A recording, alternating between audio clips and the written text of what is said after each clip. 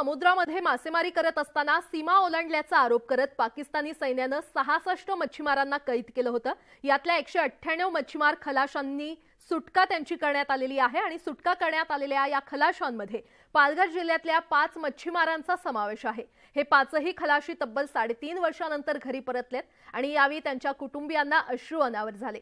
घरातला कर्ता पुरुष पाकिस्तानच्या ताब्यात असल्यानं या 5ही कुटुंबांनी 3.5 वर्ष मरण यातना सहन केल्या। पण आता केंद्र सरकारच्या प्रयत्नानंतर या खलाशांची सुटका झाली आहे आणि त्यामुळे कुटुंबांनी सुटकेचा निश्वास सोडलाय। रात्रीचे 7:30चा टायमिंग सारखा होता। त्यानंतर पाकिस्तानी फौजगार्डवाल्या आल्या आणि त्या लोकांनी डायरेक्ट आमच्यावरती पुढच्या बोटीला टक्कर देऊन हवेमध्ये फायरिंग केली आणि माईक घेऊन सांगितलं की तुमची बोट थांबवा।